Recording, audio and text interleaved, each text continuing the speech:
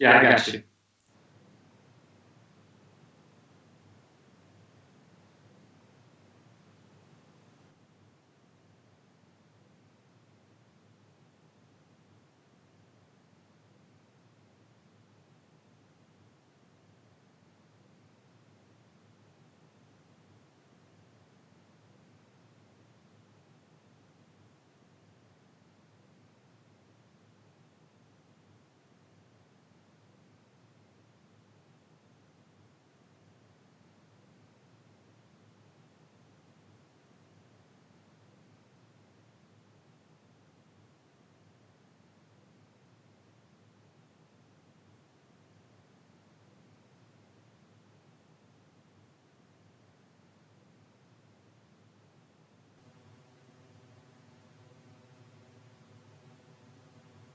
I'm back. Internet problem.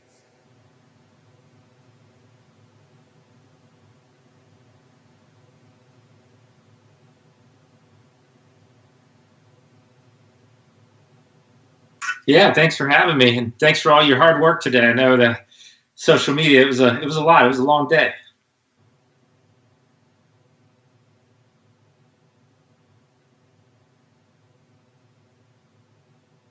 Excellent.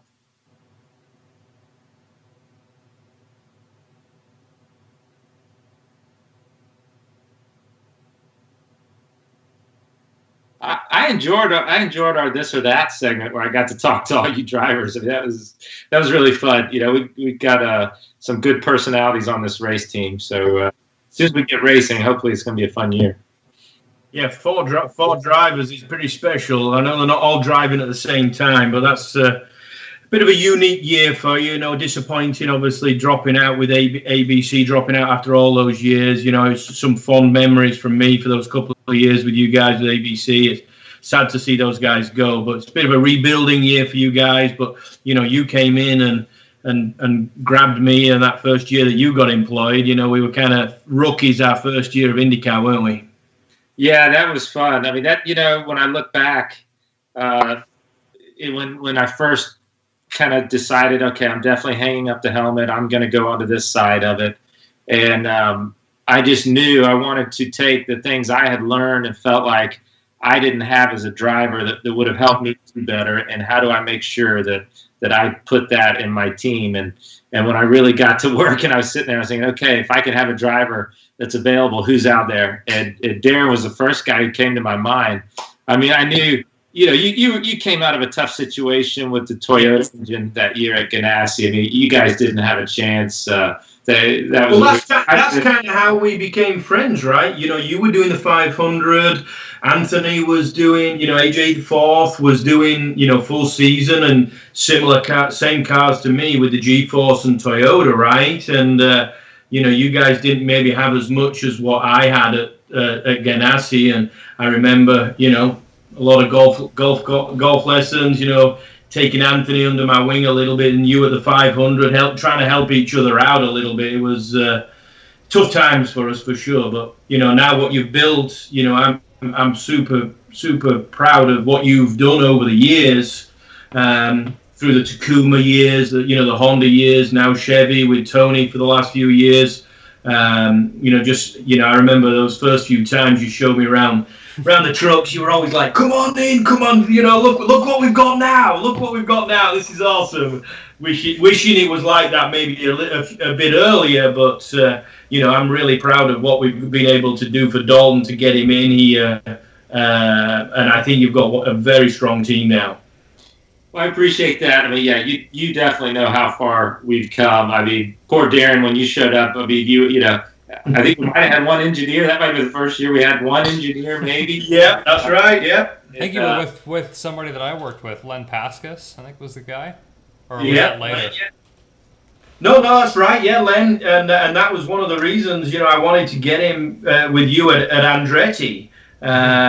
I had a good relationship with him, and then Mike Oliver the second year, he's back with the team again now, right, Larry? And he's going to be helping out this year. So yeah, there's a lot of ties all the way through all this. This is going to be a fun year for sure. If we get going, or whatever we do, it's going to be great after all this.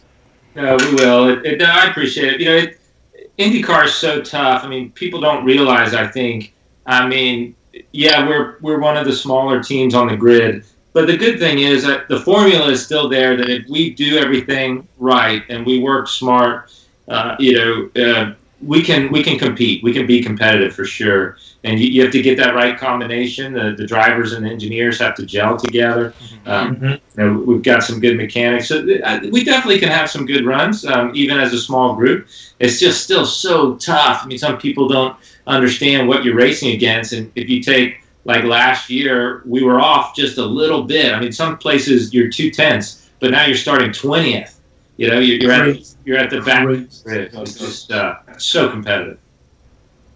No, and I think that speaks to how competitive and good the league has got the IndyCar series now with regard to equality throughout the whole field, right? You talk there about your 2/10, you're either first or you're 20th. That could have been 2 or 3 seconds. Not too many years ago. Formula One, obviously, there's a lot more disparity in that. With the regs that they've got now, the Chevy and Honda are very, very tight, and anybody can get up there. I think that's the one make car championship mantra. And I think for you, Dalton, having done that your whole life, it's going to be great to step into that. Yeah, and I think that the nice thing about where IndyCar is at right now is that there's still a little bit of open development. We can still work on the dampers, and there's plenty of chassis suspension work that we can do. So there's still room for development. It's not a totally spec series, but it's there's still enough that we can do to make it interesting while not making it prohibitive for smaller, medium-sized teams to be up there with the big guys. Kind of stepping back, Larry, like going back in time, why don't we talk about how the team came to be? What was was AJ Foyt Racing kind of a direct iteration, like a straight progression from AJ's racing career, or did it stop and then the race team started up later? How did that process happen? So I think it did. I mean, I'll go back even farther because one time I asked my dad, I was like, okay, I know we have a picture. It's a great picture. It's actually even on our Foyt wine bottles. I think it's AJ in a race car, 4 years old, the first time they did a race car. He really was a child prodigy, but he was working. I said, well, how did you really know that when you were going to make it as a race car driver, or that that's what you wanted to do? And he said he was a teenager. He was working in his dad's garage. It was like the middle of winter. It was like December. It was cold, and he was under a car changing the oil, and it was dripping on his face. And he said, "I'm going to be a damn good race car driver." I love it. So he started racing and doing well, and then obviously getting to Indianapolis, getting with Bo Sealfast and those teams, and starting to win. Obviously his George Bignotti days were big. Legendary crew chief and chief mechanic George Bignotti. They had a lot of success together. But I think AJ started the actual team in '65. I think it was even December of '65. So I think he was just at a point where he definitely had the knowledge and the experience and the sponsors to do it. And so as a driver, he was racing for years under his own team. So it was AJ Foyt Racing, the AJ Foyt Racing car kind of thing. Right. So like of his 4 Indy wins, I believe 2 of them were obviously the Coyote chassis that came up with. In fact, the 77 was probably one of his more proud years because his dad and Jack Starm, who still works for us today, literally designed that car, built it, and built the engine. It had some Ford components, but I believe they kind of designed and built the engine with Ford, and that'll happen. And that's pretty special. Yeah, that's an amazing story. Wow. So where along the line did you kind of come into the operation? Yeah, so I was in Charlotte and doing the NASCAR thing, and got to come do a couple Indy 500s. That's what I really wanted to do. And I got hurt, I believe in 2005. I broke some vertebrae at Indy, had a crash there in turn 1. And then at that time, I was out for a year, kind of lost some of my NASCAR sponsors. And so I didn't have a ride. And he said, look, I'm getting older. If you really want to keep this team going, you need to think about moving back to Texas. And he said, why don't you come to Michigan and let's talk about it? And I said, okay, I'll come to Michigan. When we were racing there still. And I show up at Michigan, and next thing I know, there's a press conference, and he announces me as team manager. I was like, well, this just happened. I was like, well played, AJ. That's how you negotiate. Good discussion. It was just his decision. It was just how it's going to happen. I remember a lot of those discussions. Darren, come in here. Let's talk engineering and set up for this thing. Okay, this is how we're going to do it. Exactly. But that's how, and I really enjoy it now. It took a couple of years to kind of let go of that. I would still go to Daytona and race a truck or try to bush race. Just trying to step out of it. And then, but now, shoot, I see these cars hit the wall, and I'm glad I'm not in them anymore. Yeah. And that's got to be the hardest thing for a driver to do, right, is to kind of step back from it and move on to what the next thing is. I mean, you guys can both talk to that point, right? It's, I haven't had to make that decision yet, but at some point it comes for all of us. But just making that step to a different career path is going to be hard to work through. But I was coming out of some really tough years. I think as I was coming up, when you're a young driver, you can be used to a lot of success, and ASA was fun, and then we went to the Busch Series, but then I got jumped into the Cup Series. We had lost our major sponsor, Conseco, on the Cup program. So we took, we went into the Cup Series with like $4 million, and we're racing against $20 million. And it just big teams, right? That's like you couldn't do that nowadays either, right? It would have been crazy. It just really wasn't fun. It really wasn't fun at all. It just beat you up. But then Ray Evernham, I tested a car for him, and it went really well. So I ended up testing for him for a couple of years just as a test driver, and that was really, really fun. He had a really big team and a technology-forward team, and really liked working with his people. That's good. So, day to day, I mean, obviously we have a very unique set of challenges that we're facing right now, but just in general, just to kind of give fans and viewers an idea. So what, like, as the one running an IndyCar team, what's that like as a job? Like, what's your, an average work day for you? So I guess it's, obviously there's a lot of sponsorships are very big and part of what I do. For me, I kind of look at myself as a bit maybe like a football general manager going into the draft. I think the winter is the busiest time for me because I want to get the best people, the best engineers, the best drivers I can get my hands on, right? Or trying to put a team together that's really going to gel. And, that's what the thing is you do over the winter. And you always have a list, right, of all the things you'll see Dalton. I'm sure you've done it where you've raced before. After every race, as we go through our debrief, so we're going to say, okay, what went wrong, and how do we fix it? How do we make sure this never happens again? And some of those things take getting to the winter so you can really fix them, and then we work on all those things and fix all those. So that's I'm sometimes busier, I think, in the winter than during race season. Now this year I'm going back on a stand and calling races. Last year I tried to take myself out of that situation because I enjoy working with young drivers and I really liked working with Mateus, but I felt like I didn't know much about Tony's season. I really didn't understand how we could improve over there as much as because I just felt like I didn't have the global view of what I wanted to know. So I took myself off the stand and tried to watch from a step back. And it was good. I think I saw some things, but this year, just with the way things are, I'm going back on the stand. And but a typical day, it can just range from anything, from owners' meetings to meetings, with engineers and mechanics, to talking with sponsors, to working on budgets. All that, forecasting, all that kind of good stuff. So that's just fun. Racing, there's always something to do. You never have a day that you don't have something. Yeah, and I think you've done a really good job this year. I know maybe even last year. When did you get Scott Harner involved?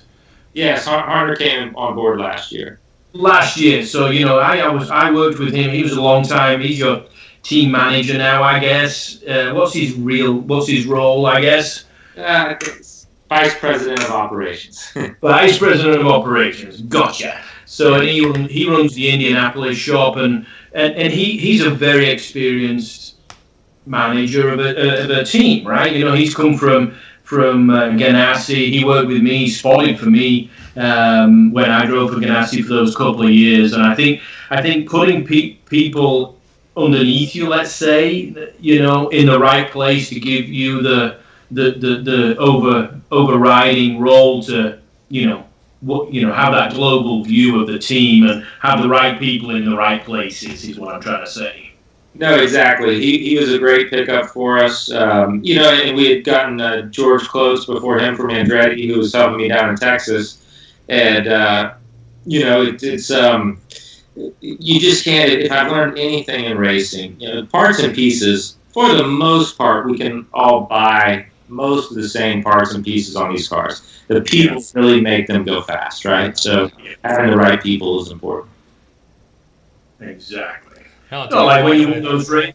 Oh, sorry, go on, Dalton. No, I was just gonna say, I think I'm obviously part of the new change for this year. So it's I wasn't around for the last year and the year before, but it seems like we've got a great team, working together so far with a few laps at Coda and a test day at Sebring. It seems to be going well so far. We've got John with the engineer. Scott's great to work with. Daniele's who is the engineer on the 14 car when I'm in it, and we've developed a great relationship. Actually, even just through the iRacing stuff.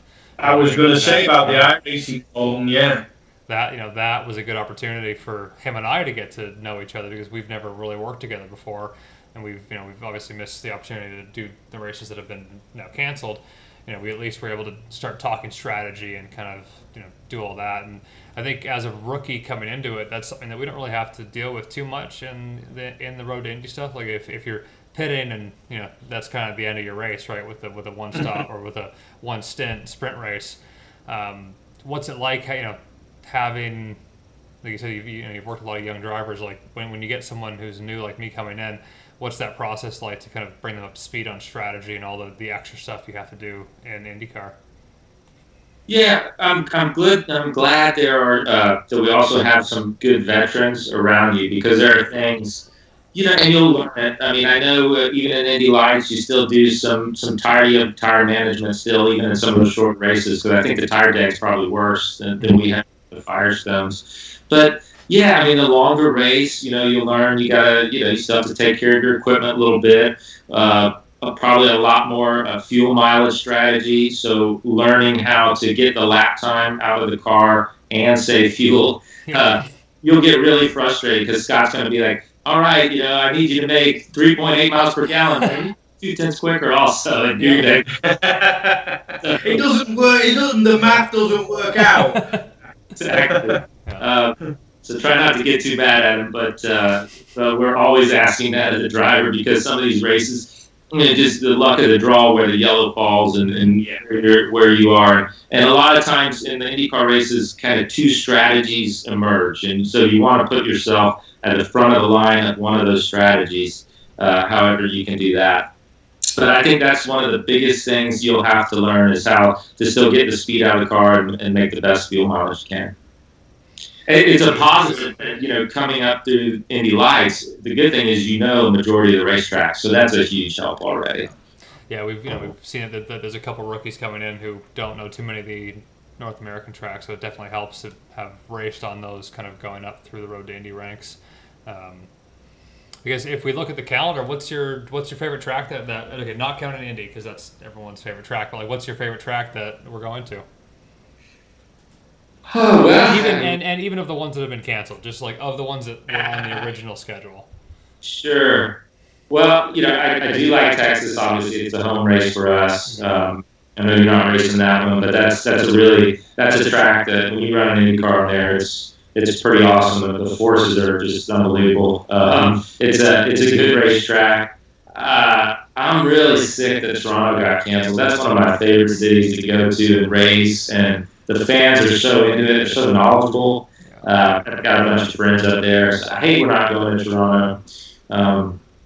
But yeah, I mean, really, I really enjoy the majority of the tracks on the schedule. And I think yeah, it's all Road America's a great place. Yeah, I mean, Laguna's, obviously awesome to be back on the calendar. That was away for a while, right? With the corkscrew, pretty famous track worldwide. I'm a little disappointed we don't go to Sonoma anymore. Being in the wine, that's always I know why exactly. Two birds with one stone out there, but that's one of Dalton's favorite. He's a bit of a wine connoisseur. He's got his eye on a plot in Napa, I think. In Dalton, one day down the line, that's the retirement. To start saving up now for it, though. Yeah, exactly. Win the 500, you buy. Yeah. So that's something. So that's actually an interesting point. So, Foyt Wines. I guess how long have you guys been doing that, and how did that kind of come into fruition?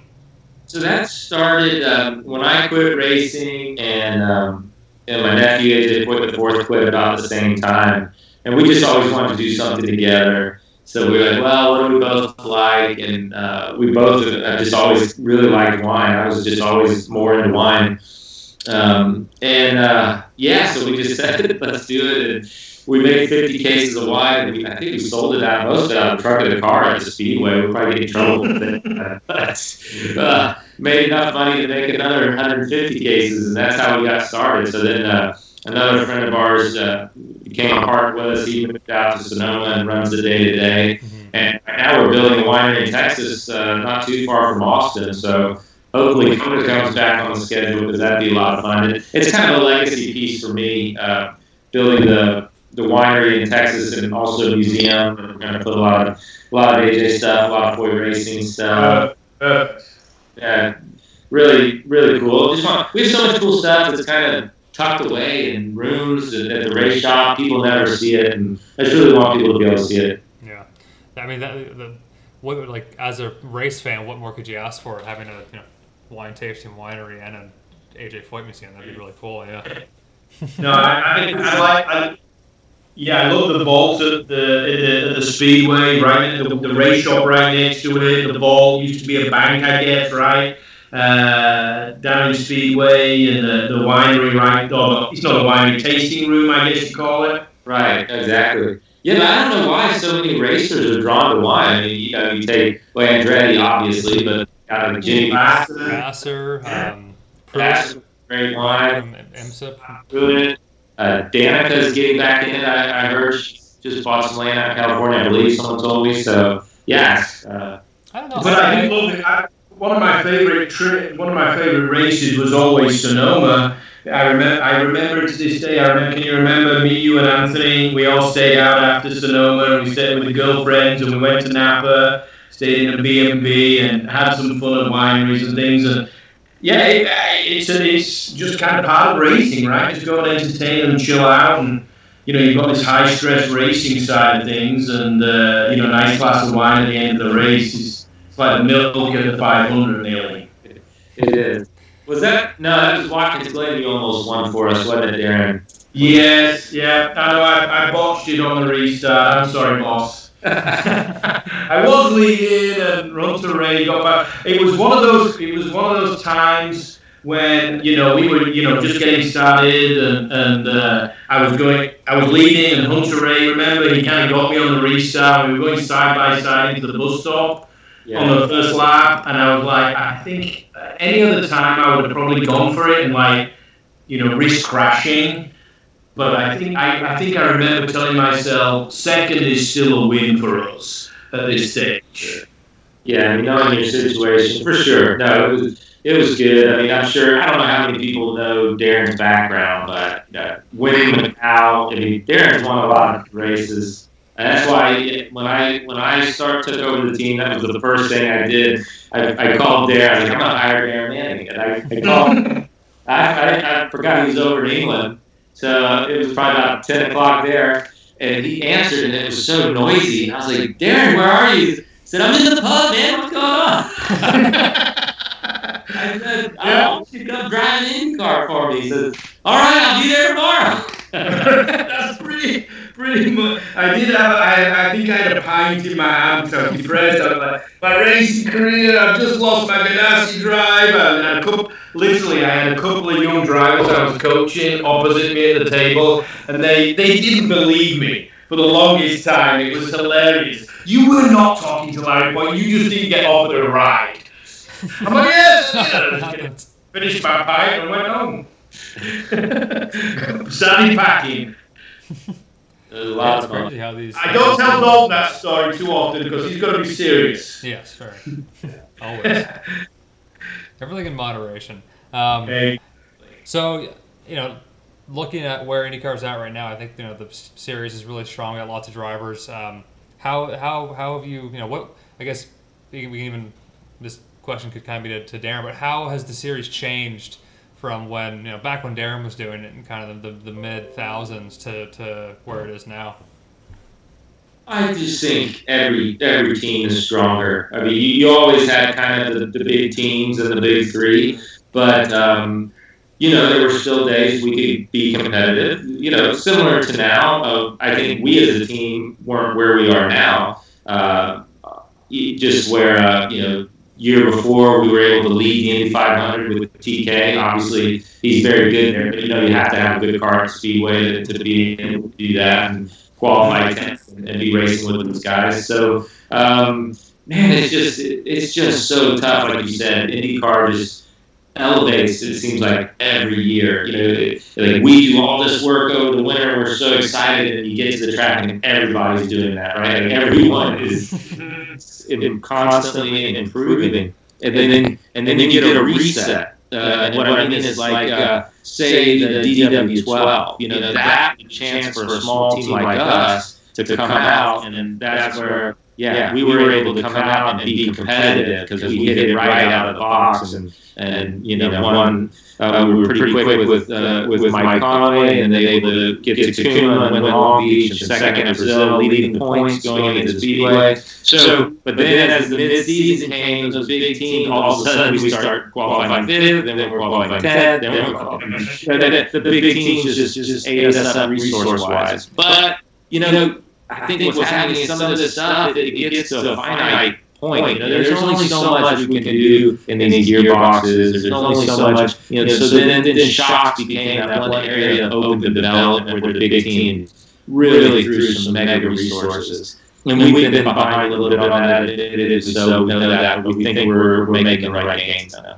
Yeah, it's like when you have a certain window that you can work in, you kind of get to a point where you hit the diminishing returns curve, right? And it's like the incremental benefit of the development and testing, gets smaller and smaller, and then you need that reset to kind of broaden that competitive gap a bit.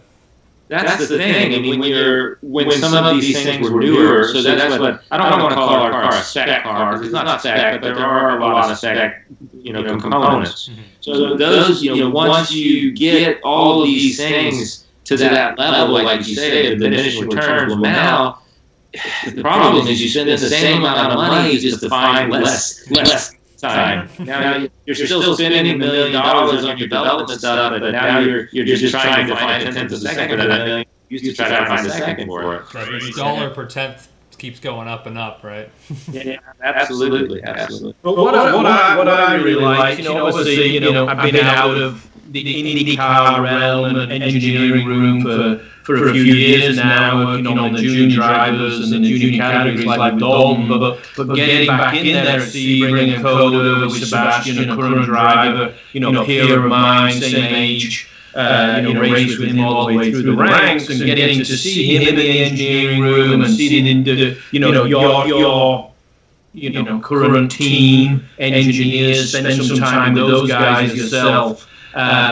It still comes down to that relationship. I'm really happy that it's, it hasn't changed in the fact that, you were saying it's still just that personal relationship between people and getting that right team gelling together. Sebastian has been great in the briefing room with Charlie and Dalton on the road courses. And just keeping it simple and talking, just telling him what he needs to make the car go faster and working with the engineer. It's still pretty simple, but you just got more. I think you've just got more tools at your disposal, is what you're saying.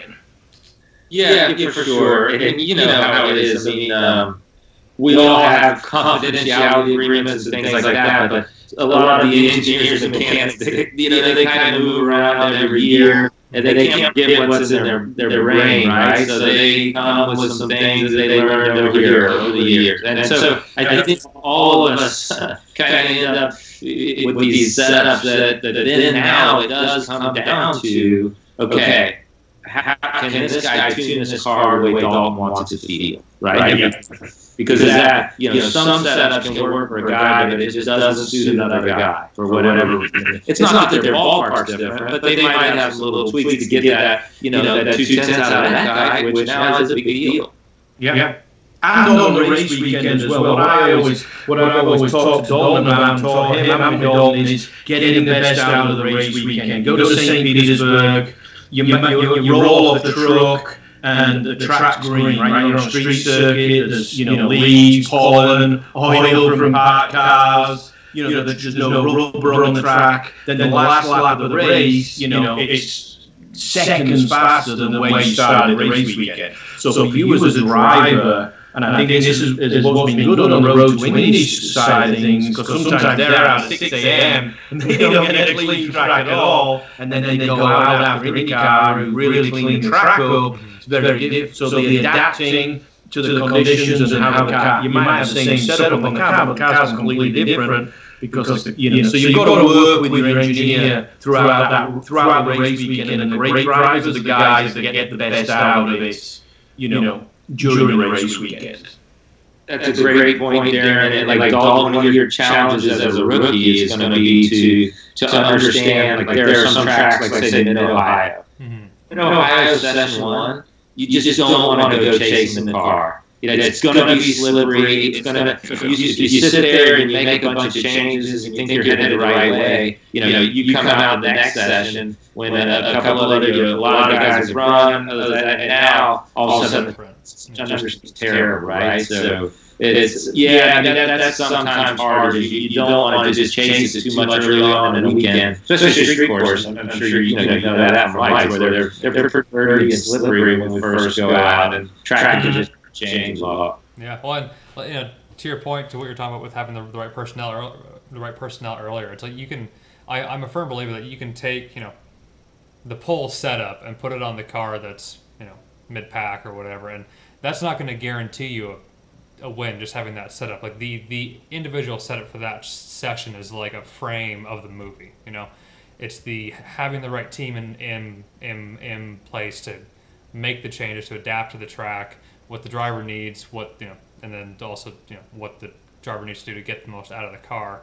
Having that right team in place to make those decisions and make those setup changes, I think is really important. So I think that's what we've got going now with a great engineering team. I think it's going to be really strong this year for sure. Yeah. We've got a couple questions coming in, and then we can kind of wrap things up here soon. So first off, from Glenn, Darren, I heard you were on the Champions Golf Tour. I guess they were listening to golf earlier. That's more Larry than me. He's living on a golf course, buddy. I don't live on a golf course. I mean, probably play it for you still. So I wish. Yeah, they're both pretty good at golf. Darren was trying to get me into golf a while back, but I was getting okay, but I divoted way too many times. I think I kind of hurt my shoulder a bit, and then I backed off. Don't quite you could hit the ball a long way, but which was a good start. But you could also hit your divot a long way. Yeah, sometimes the divot went further than the ball. That was never good. Yeah. So for Murphy Copper, Larry, do you think IndyCar will ever go to another country? I mean, not counting Canada. I mean, they used to go to Surfers Paradise, Japan, Brazil. We did. So I think the couple things about this. I think it is great when we race internationally. At the same time, I think this does need to stay a North American-based series. I mean, for sure, it's really a North American series. But I really enjoyed traveling. I loved going to Japan to race. Australia was awesome. The thing, obviously the tsunami and earthquakes ruined Japan because it just destroyed the track, and just I think financially they weren't in a position to repair it. So the problem is when we do travel internationally, obviously the expense goes way up, right? I mean, we so the sanctioning fee for the track hosting the race has to go way up, because our teams and our budgets of what we're used to budgeting, we can't be flying race cars everywhere and things like that. We can't afford it. So I think one or two international races would be really cool and really fun, and I wish there were some places that could afford to have us come. And there's always talks about it, and I think one or two would be really cool. I think it's a great part of the IndyCar already is very different and dynamic with different types of tracks and things like that. So a couple of these internationally would be great. Yeah. Do you think any other, from Murphy Copper again, do you think any other manufacturers are going to come in? I think with the captain at the helm now, he would steer that and make that happen. But who knows right now with the pandemic? Everything's changed, right? Every hard reset for everyone, I think. So who knows? Yeah. From Addison, this is for me. Hey Dalton, what is your main goal amongst AJ Foyt Racing for this season? Addison, I think for me the big thing, and Larry kind of touched on this earlier, I've got 3 great teammates and a really good opportunity to learn from these guys. So as a rookie coming in, my outlook on this is a learning year. With the condensed season that we're fighting now, it's going to be really important to capitalize on every bit of track time, every lap, every session. So just being smart, being consistent, making sure that you're there to turn every lap, and just always learning. I think that's going to be the process, and then we'll get the results from that. So that's our questions from the chat. We can wrap it up here. So Larry, just one last thing. So this weekend would have been the 500. What are you going to do Sunday? Well, I think I'm gonna watch it and enjoy watching an Indy 500 on TV, even if it is barbecue and actually enjoy the race. So unique opportunity for the only time you get to do it. I hope so. I hope it is the only time. So I'm definitely that's what I'm gonna do. Yeah, I think I might just go and just sneak into the track and sit in the grandstands and just kind of pretend that it's going on. I might join you, Dalton, as well as being in Indy, and obviously you're down in Houston, Larry. Well, thanks for coming in, Larry, and nice to see you still got one of my helmets in the background there. I love everybody. Tell them all that's part of the deal. If you drive me, I get a helmet. Fair enough. He's got one in the background. I'll need you one. All right. Thanks both of you. We'll see everybody next week for episode 7. All right. Have a good night. Thanks, guys.